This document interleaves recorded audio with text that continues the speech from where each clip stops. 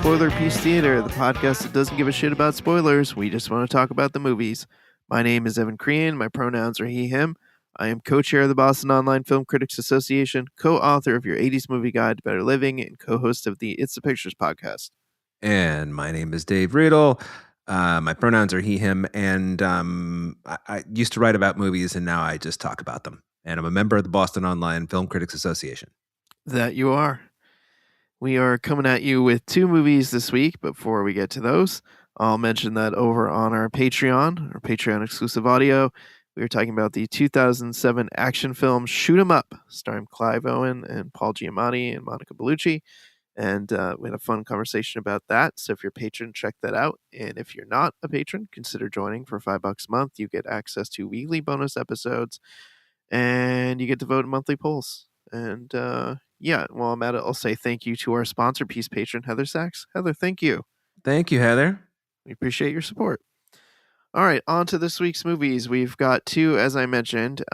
Dave, in a minute, is going to talk about The Bride, which is Maggie Gyllenhaal's take on the Bride of Frankenstein. Is that right, Dave? Yeah, that's right.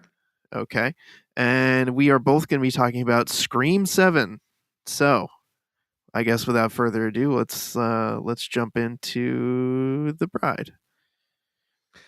Take it away. Well, the first question I have for you is, do I have to jump into The Bride? I just kind of... I didn't really actually have any expectations about this going in because I didn't really know anything about it. I had seen, not the trailer, but like a teaser where you basically see the main character, her name's Ida, before she gets killed the first time. You see her getting pushed down a flight of stairs.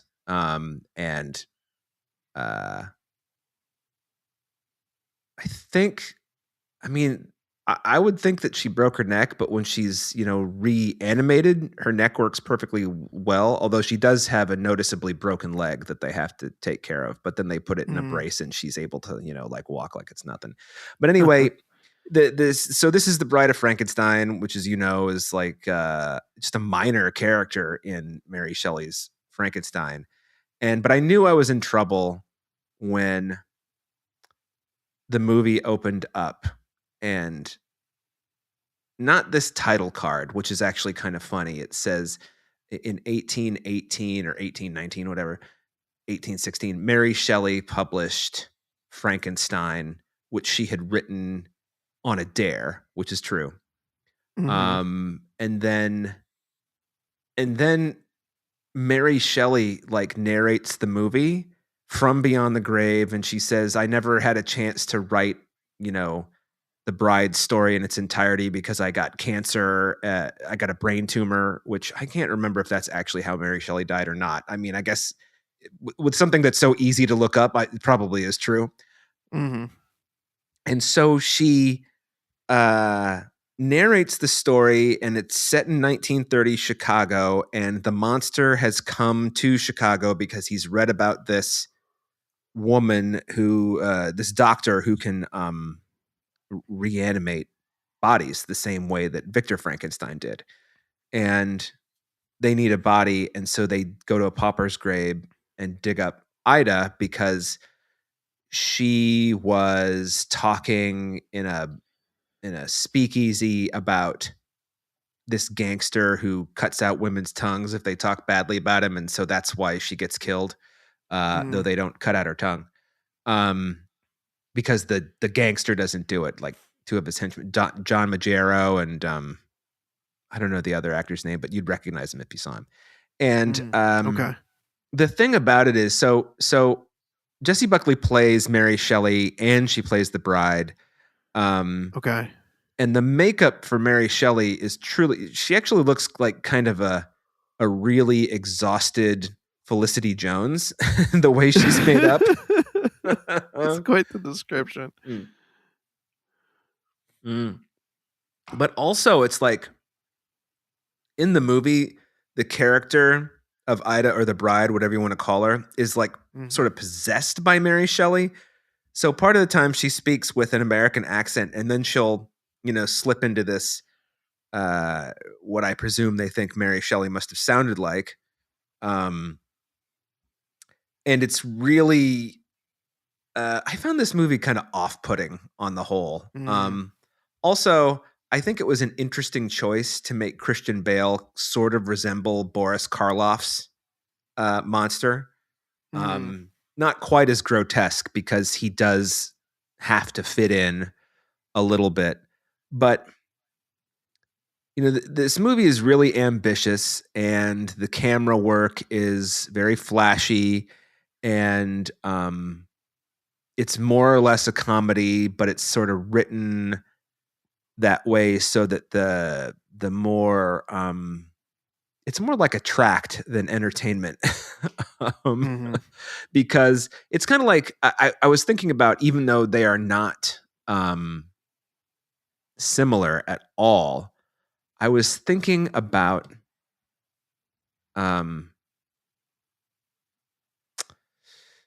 what's the movie? Not what's the movie with Meg Ryan where she's the alcoholic? Is it When a Man Loves a Woman? Is that what it's called? With Andy Garcia? Maybe. I'm not sure. I Yeah. haven't seen that one. Well, anyway, it was a movie from I want to say the late 90s or maybe early 2000s, and it was a very serious, dramatic turn for Meg Ryan, and she plays a woman who's an alcoholic and eventually gets into recovery. But it's so bleak. It's kind of like, why would anybody want to watch this? Because you're basically watching this woman fall apart and then barely get together at the end. And it's written, by the way, by Saturday Night Live former Senator Al Franken and somebody else, which is funny that he always, Stuart Smalley was a member of, several 12-step programs, but was not, Anyway, so I kept thinking about, this movie has a lot of like things to say about feminism and patriarchy and all that sort of stuff, but it's not really all that entertaining. I mean, basically what you have here is a bunch of chase scenes, some of which are lifted right out of Bonnie and Clyde. And I didn't count because at the end of the movie, I kind of couldn't believe what I'd seen, which was how many times Jessie Buckley and Christian Bale escape from like entire groups of people pointing guns at them just by like putting their guns away and being like, fuck you, and like running away. I mean, it's so ridiculous. And then she, the bride has every reason to be infuriated at how she was killed, because she doesn't really have a memory of herself. And it doesn't really come back to her in the sense that she remembers things. It's more like she keeps running into people who knew her. And so they sort of fill in the gaps. And, she realizes that she was killed by this gangster's guys and, the horrible things that he had done. And she's screaming at Annette Bening, who plays the doctor that Christian Bale finds. And she's very good. I liked Annette Bening in this a lot. Nice.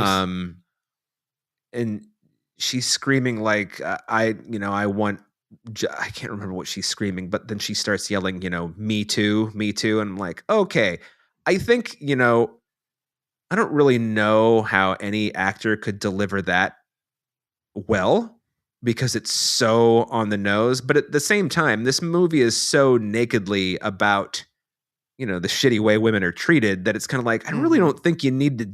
I mean, is it for the people in the back who weren't listening? I don't know what this is for. It's like, I understand.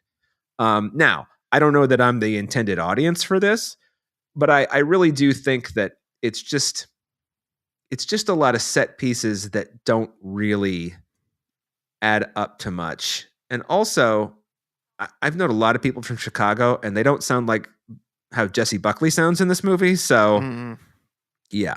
Anyway, I mean, I think that her performance is really good in the sense that, she inhabits this character who is kind of not sure what she is, but she knows that she's being pulled in all these directions and that she's trying to find agency. And I think she does all of that really well. And I think Christian Bale's really good too, but I just kind of, I just underwhelmed, That's a So shame. I know this has been a long gestating project, and it was a real passion project of Maggie Gyllenhaal's. I think this was even supposed to come out last year at some point. mm, It got pushed to this year, so that's a bummer that it's kind of meh. yeah, I think they ended up shooting it later than I think the shooting got pushed because it was at Netflix and Maggie Gyllenhaal had, from what I understand, I don't know how true this is, but there was some they wanted to exert some creative control over it that she wasn't willing to give them, so Hmm. she took it somewhere else, and so it just because of that, because she had to take it somewhere else and get it reset up, it took them longer to make than they had intended. Mm. So it's shot on IMAX, which is kind of interesting. I mean, the format is very cool, but yeah, this movie was shot, I want to say 2 years ago now. I think you're right. So I guess maybe it got delayed in the release also. Yeah. Huh. Well, I don't know. I just don't think.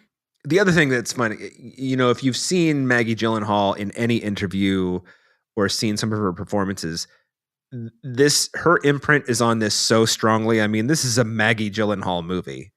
Mm. But that being said, eh, I don't know how it all shakes out. I feel like there are a bunch of different parts in this that, much like the monster, don't come together as a satisfying whole.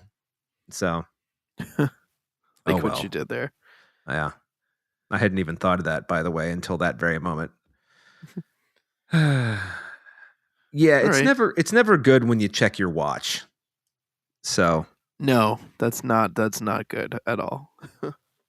I did like the dynamic between Peter Sarsgaard plays a detective and Penelope Cruz plays another detective. And although it's kind of a running gag in the movie that she's his secretary, or people, it's like, well, is she really your secretary? Because she's doing as much detecting as you are. And I get it. She's a woman, so she doesn't get the recognition that you do. And maybe she doesn't have the job title that you do.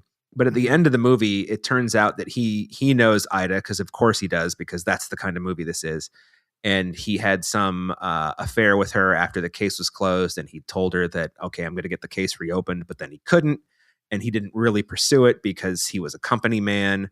And so he calls up his boss and resigns, and he says, but you have to make Penelope Cruz the lead detective, which they do, and that all happens off screen. But it's just like, it happens in like a matter of 30 seconds. He just has this revelation, and he says, I've resigned, and you don't get enough recognition. And it's just like, well, we spent like 2 hours, basically going over this point, Mhm. which are women are being run over, and then we're going to resolve it in 30 seconds. This is truly bizarre. Um, Feels so kind of pat, as you like to say. it does feel pat. But I mean, Peter Sarsgaard and Maggie Gyllenhaal, they've been together for what, forever? So of course he's going to be in her movie. Mhm. Her second movie, I should say. This is not her debut. But anyway, yeah, I think this is one of those movies that it also has like a very forced musical bent to it. Not in the sense that anybody's breaking into song, but there are a couple of dance numbers, and Mhm. they're fine. But whatever. All right. Should we move on? Yeah, let's move on. So let's move on to Scream 7, which is written and directed by Kevin Williamson, who's back with the franchise. This was, I know there's some controversy around this one because some of the people in the last one departed, and there's this one. We've got Kevin Williamson. He's co-writing with Guy Busick and James Vanderbilt. And Nev Campbell is back in this one. We've got Courtney Cox. We've got Isabel May, Jasmine Savoy Brown, and Mason Gooding from the other more recent Scream movies. We got Anna Camp, Joel McHale, and some cameo appearances by some of the other previous killers from Scream. We'll talk more about that later. And Ethan Embry is also in this, bringing your 90s fix, I guess. Yeah. Here's our IMDb plot summary. When a new Ghostface killer emerges in a town where Sidney Prescott has built a new life, her darkest fears are realized as her daughter becomes the next target. So yeah, so we kind of open. You got this is a Scream movie, so we got to have an opening kill scene, and this one is Kellen. What's this guy's name? Is it Kellen Lutz? Is that his name? I don't know his name, but I know I recognized him, but I couldn't tell you from what. Yeah, that I forget the actor's name. I'll look it up. You But keep it's going. it's a guy and a girl, and they're arriving at a house that's like an Airbnb, but it's a stab. That's for anyone who doesn't remember. That's the in movie franchise that represents the Scream stories. There's like a stab themed house where all the murders took place in the first Scream movie, and so it's very meta. There's all this like memorabilia and stuff, and he's there with his girlfriend, and then of course they start weird shit's happening. There's a like a robo ghost face who's there, and they're like, oh, it's just a robot, it's like no big deal, it's animatronic, like whatever. And then it starts moving, and it actually is the killer, and kills both of them, and then sets the house on fire. And that's kind of like the intro to the movie. Now we're cutting to like small town USA, where Sydney has set up shop. She's married and has a kid. She's married to Joel McHale, who's like the police chief in the town, and her daughter is a high schooler. She's in like the high school play. And let's see, she starts getting creepy calls. She gets a call from Ghostface, and she's like, what the hell? And then she's like, show yourself. And then it turns out like, oh god, it's Stu. Somehow he's alive. Or not. Yeah. He's like, he goes on FaceTime, and somebody talking, and his face is all scarred up. And there's a whole bit in the intro where they're like, I don't know, maybe he could have survived having his head smashed in with the TV. Like, there's rumors online that he did.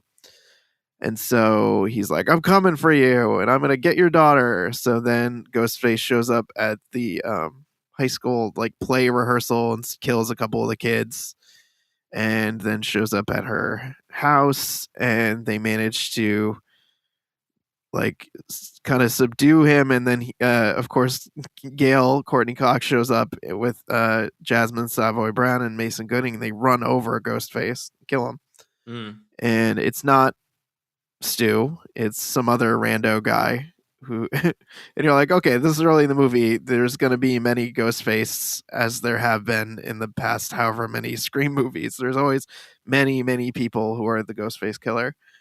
And so they're like, I don't know, who's this rando guy? He's like some mental patient from a nearby institution. And Ethan Embry is there. He's like, I don't know, in charge of the place. I think he's just an orderly. Yeah. What it looks like to me. Yeah. So anyway, but he kind of starts to lend validity to the Stu, aka Matthew Lillard, is still alive theory.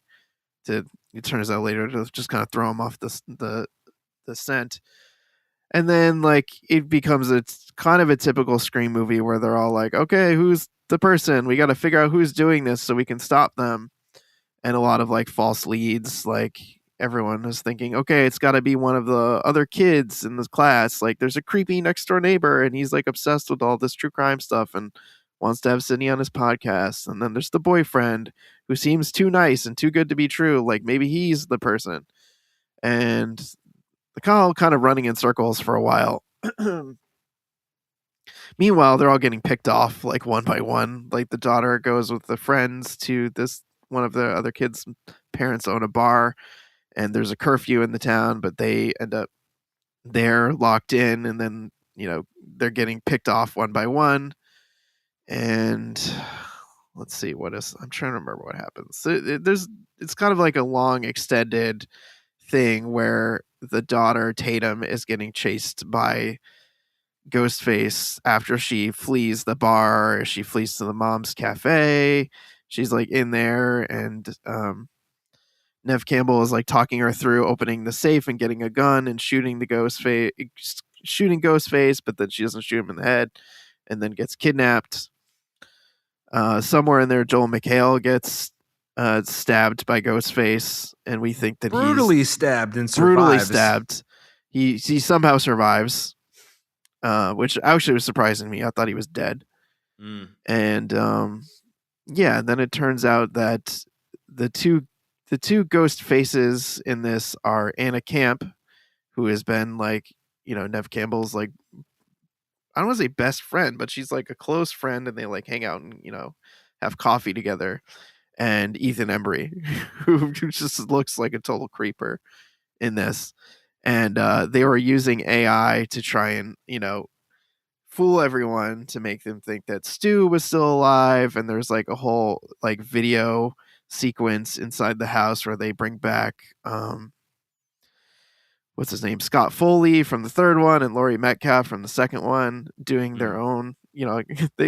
They bring back David Arquette in a cameo in these videos that they've created to like torture Sydney with. Yeah. And yeah, they end up killing Ethan Embry and Anna Camp.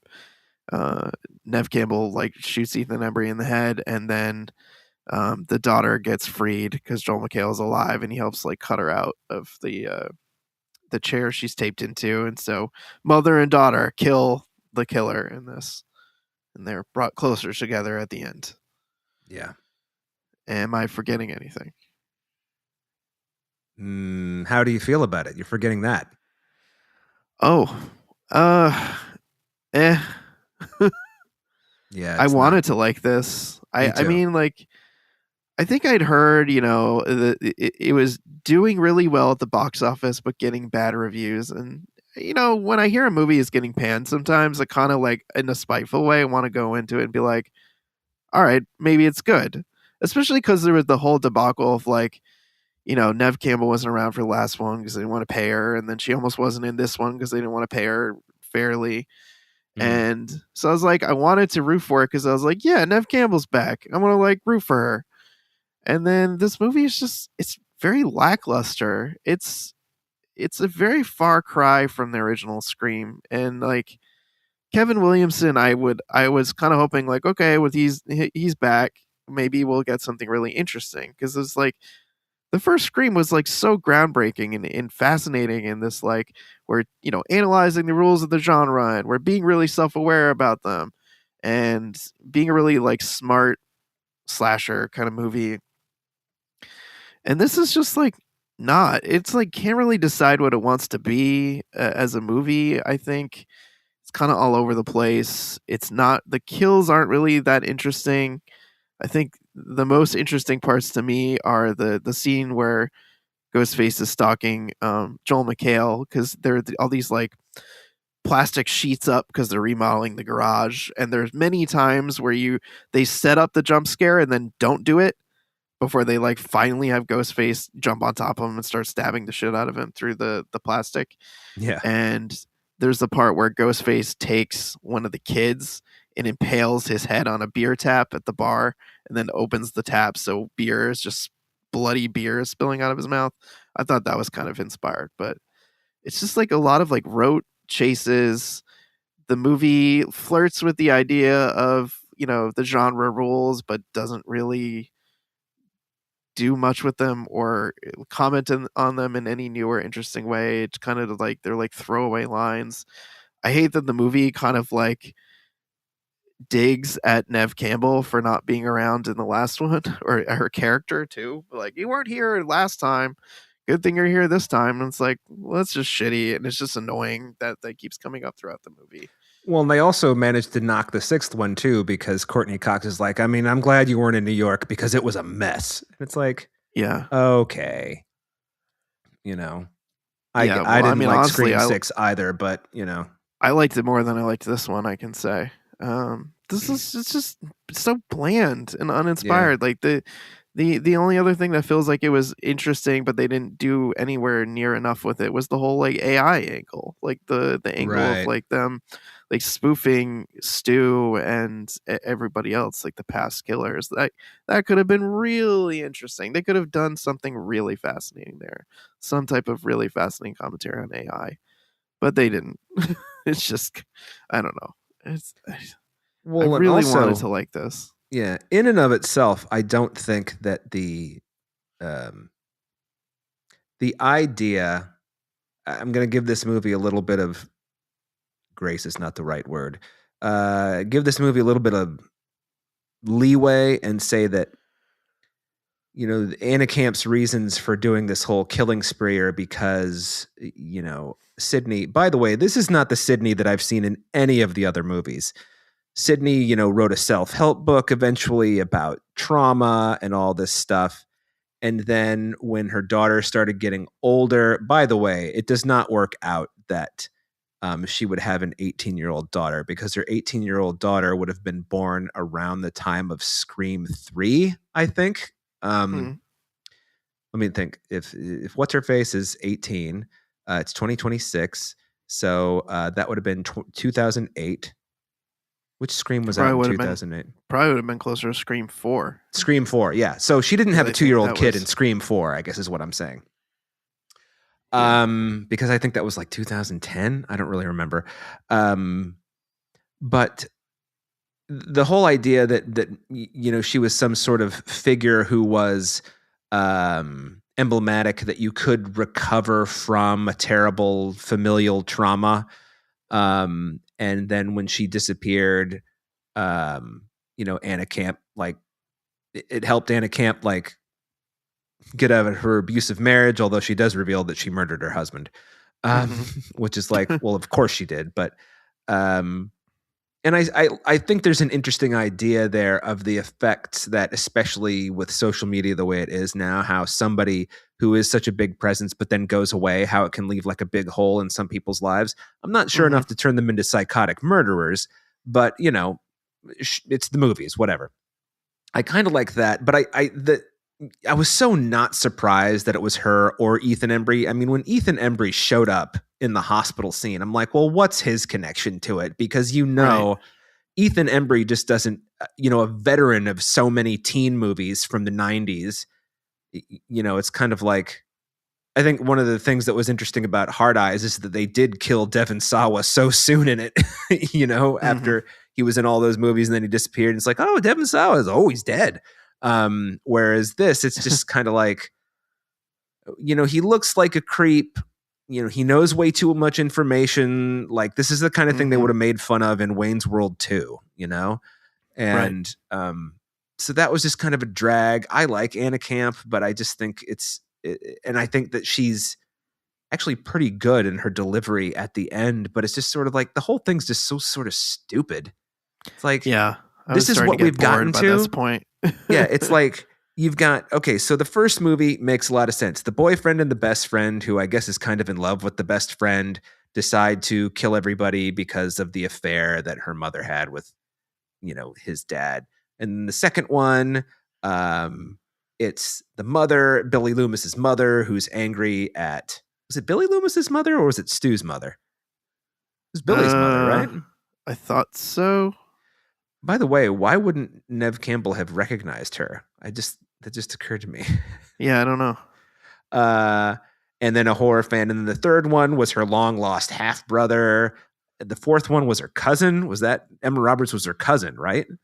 I think so. I don't remember that one as well. And then then we got like the new ones. Yeah, then we go off and okay, Billy Loomis has a kid that nobody knew about, which is absurd. But fine, let's roll with it. But I think that 5 and 6, I mean, they're fine. I don't really think there's anything. I think the fifth one gets a lot closer in tone to the original Scream than the sixth one does. The sixth one just seems like it's kind of a movie in search of ideas on how to prolong the franchise. I also thought that the opening kill, I love Samara Weaving, but you've killed movie stars in all of the other ones, and Samara Weaving's a genre star. Big difference, Anyway, but this, I wanted to like it too. And there were some things I did like. I liked the chases in the sense, I liked the one in the cafe, with Sydney, like telling her daughter Tatum, named after Rose McGowan, telling her where to shoot. And I also thought it was interesting. Nobody talked about this, that Ghostface knew the code to the front door of the cafe.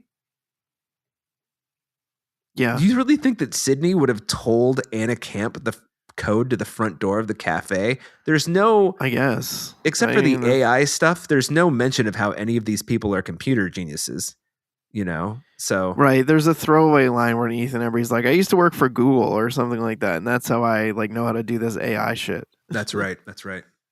It's during the reveal. I thought that the way they killed McKenna Grace was like really cruel and sadistic. Like the disemboweling or whatever when she's on the harness on the stage wires. yeah, it was pretty like, mean. Like normally that kind of stuff doesn't bother me. I also thought it was mean how they killed the two characters at the beginning. And I appreciate the whole like Anna Camp's gonna burn it all down because Sydney left me, but like the metaphor is like it's really forced. Yeah, super forced. And the whole idea that Neve Campbell, that Sydney, who made a career apparently after, you know, the other movies, she wrote a book and she did all this stuff and she was on talk shows, but she wouldn't talk to her daughter about this stuff. And so that's the source of their conflict. That is so fucking dumb. I can't believe how stupid that is. Yeah, it is. It doesn't work very well, especially when it's like one of the other themes in the movie is like grappling with this idea of like she should have trained her daughter to like because she's like doing her daughter a disservice of not like teaching her how to fight or how to be tough or whatever because she ends up in this scenario and then feels like helpless. But like I don't know. I don't think that's done effectively either. No, it's not because I mean, but if she had trained her, what do you get? You get the Halloween sequel from a couple of years ago with that Danny McBride did. I mean, I don't know. Does that which does they that reference work? In the movie? They do reference. That's that. true. It's yeah, true. Jasmine Savoy Brown has a line about that about Jamie Lee Curtis. But they, you know, that whole thing feels kind of done to death too. Even they like, oh, you're a survivor, so you survived trauma, and the trauma haunts you, and yeah. it's just it feels like the thing to talk about in horror, but in a very heavy-handed way, like the Halloween movies, the second and third of the Danny McBride, David Gordon Greens that I didn't think were very good, and the second one is like unwatchable. Yeah, and the how do you I Know What You Did Last Summer, the new one that also is like, oh well, the trauma caused Freddie Prinze Jr. to go crazy and become the killer. That's stupid. Yeah, it's really no good. I mean, I think that Kevin Williamson was kind of in a tough spot. You know, two directors have dropped out of this beforehand. He's got a script that he was given, which has the other co-writer of the fifth and sixth one. It has his name on it. So it would seem to me that he largely rewrote that script. I can't imagine. I don't remember if it was an and or an ampersand. I think it was an and. Written by Kevin Williamson and whatever the guy's name is, Busick or something. I mean, it just seems like they really had their work cut out for them beforehand, you know? Right. And they made a lot of choices that weren't, I think, the best choices. And Kevin Williamson is not the director that Wes Craven was. So, no, based on the stuff I've seen him direct. Normally a sharper writer, but I understand. Yeah, like what you're saying, he really had his work cut out for him on this one. Yeah, it's like difficult to try and make this work. It's an unenviable task. yeah. And he's directed other movies. I don't think I've seen any of them. The only thing that I remember about Teaching Mrs. Tingle is it was originally called Killing Mrs. Tingle, and and they changed the name, I think at his request, because he's like, this movie isn't kind of like Scream in that way. We should, and it's PG-13, so who cares? I don't know. It's not that. I mean, I thought some of this. I mean, it held my interest, but there's some things that just didn't. I also found that the way that they killed, it's so bizarre. Sydney's other friends who die, the kid who gets impaled on the beer thing. I don't know of. I'm sure you could impale somebody on a keg tap, but I think you would have to do it with a lot more force than this ghost face did. Right. And also the whole idea that along with burning everything down, Anna Camp was going to either kill her son herself or let him be killed by Ethan Embry. That didn't ring true to me, although she wasn't unhinged enough that I don't see the leap, you know? Yeah, it's a pretty big leap on that one. I agree. And then the other character who like dies off screen, she gets, broken glass in her neck. Like this series of movies goes out of its way to be so fucking violent, but then she dies off screen? Like what the fuck? It's so bizarre, Evan. Yeah, it's strange. This movie is really all over the place. Like I said, it's I don't know what it's trying to do. It's It also doesn't have the humor of some of the other ones. No, it's not nearly as funny. I liked the scene where they were they went through the panic room and they were climbing around in the walls trying to get to Joel McHale, and Ghostface was stabbing through the wall. That was actually really well done and interesting scene to drop them into, where they're like stuck in the crawl space between the walls with like the knife coming through, like almost stabbing him in the face. Yeah, that was good. There was something else I was gonna say that. I do want to give some credit to Neve Campbell though for doing what I think is an admirable performance in a movie where she was kind of an afterthought, but then became the main character again. Yep. So, I'm glad she got her payday. Basically, it's like I never really think of Neve Campbell as like a truly great like performer or anything like that, and I think a lot of the Scream stuff has to do the good ones. It's about the screenplays and the direction. But I mean, if you think about it, she's the thing that holds them all together, right? So, like if you don't like Neve Campbell, you're not going to go see Scream, right? So, I'm glad that she finally got the payday that she wanted and deserved. But at the same time, I wish it were a better vehicle for you, Neve. Yeah, seriously, it bummed me out. I really wanted to enjoy this movie more, and I was just like, this is just very meh, very lackluster.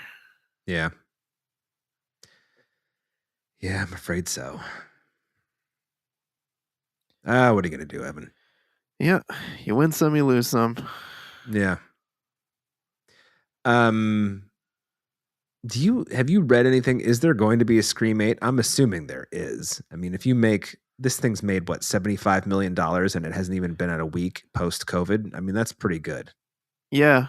I suspect that there will be another one if it's doing this well at the box office. So yeah, won't be surprised if they do another one. But hey, maybe they'll come up with something more interesting with the next one. Yeah, I still maintain that in the fifth one, when they killed David Arquette, if they really wanted to fucking be the Scream movie, they should have killed Sidney, like actually killed Sidney or Gale Weathers, because she's a bigger star than David Arquette. But like, right. I mean, if these movies had fucking balls, they would kill Neve Campbell's character mercilessly in the fifth one. Instead of David Arquette. Like, who fucking cares if Dewey dies? I mean, who gives a shit, really? You know? So. Yeah, Gale is like largely absent from this movie as a character. She shows up for a little bit. She's there doing like the interview with her to try and hopefully goad who they think is Stu to call in to be on screen or whatever. And then, Sidney's like, I gotta go get my daughter, and then runs away. And then we don't see Gale for the rest of the movie, basically, until like the very end when all the cops show up and everyone's like banged up or whatever. I was like, wow. Yeah, and I also thought she would have turned up somewhere in the middle of there. I also think it's a truly bizarre choice to bring back, Randy's niece and nephew from the other two movies, especially make them so glib, Yeah. I mean, Mason, what's his face? wasn't he stabbed like a bajillion times at the end of Screen 6? And Yeah, then they both you got see that, injured in 5 and 6. And when I showed up in this, I was like, they're not going to kill them. I'm sure they're not going to kill them. And I was like, these poor characters just keep getting stabbed every time. yeah. Yeah. But at least they have a sense of humor about it. So It's true. Yeah, there's that scene later where they're like, he's like, we need you to set up the kid because they're like her camera crew. Gail's like camera crew now. It's like, need you to set up. She's like, too much blood loss from being stabbed. Yep. Yeah, I don't know. It feels like they threw them in there to have some type of through line from 5 and 6 to this one, but it's not a very strong one. And No. as much as I like them and I like them together, like I said earlier, they're kind of their movie rule thing feels throwaway in this one. It doesn't feel like it's really even part of what's going on. Yeah. I mean, if they really, I think, I don't know how clever it would be, but they could have done a thing where they start over, where they kind of run through the rules and they're like, but now we're in, like, we don't know what the fuck, like, is it like this set of rules? Like, is it like Hard Eyes, or is it like, what's the one, where you see everything from the killer's perspective? It just came out a couple years ago, like In a Valley of Violence or something like that. You know what I'm talking about? I don't know if I know that one. I didn't see it, but it's quote elevated horror unquote. Anyway, if they had like had to determine an entirely new set of rules, that might have been interesting to see that scene. I don't know. But I guess we'll never know. No. Boo-hoo. No. There were also some like lines that refer to like nostalgia, but that didn't go anywhere interesting. I could have thought that could have been, if that was a theme they wanted to lean into, they could have leaned into it stronger and make it interesting, like 90s nostalgia or something like that, and like prey upon that as some type of theme. But yeah. Anyway, yep, that's Scream 7. So I guess let's do our recap here. So Dave, would you say see The Bride or don't see it? I mean, I would say don't see it, but I would also say, if you're given to, based on my description, if any of that sounds interesting to you in a way that it didn't work for me, I would say your mileage may vary and you should check it out. I mean, I don't think it's bad. It just doesn't hold together, Mm-hmm. Much like Frankenstein's monster. Hey. Yeah. And I feel like with this, with Scream 7, I'm kind of like, if you're a completist and you want to see every Scream movie, but this one, if you're like, I don't care about the less strong ones, I would be fine sending this one out. Yeah, I agree. It's completists, sure. It's kind of how I feel about Frank Zappa. Like, I don't really listen to his stuff from the 80s and toward the end of his life, but I am a completist, so I own it all. So I never listened to it, though. All right. Well, I guess that wraps up this episode of Spoiler Piece Theater. Let's see where to start. Want to say thank you to our editor, Otto Clamor. Otto, thank you so much for making it sound so great week after week. Thank you, Otto. You can find us anywhere you get podcasts. We also have a website, spoilerpiece.com. And let's see, what else? If you want to find us, we're on social media. If you want to get in touch with us, you can send us an email, spoilerpiece@gmail.com. We'd love to hear from you, hear your thoughts, tell us why we're wrong about either of these movies, or why we're right about either of these movies, or even just some other movie-related topic. Love to hear from you. If you really like the show, please rate and review us. You can go to ratethispodcast.com/spoilerpiece, and that will take you to your platform of choice.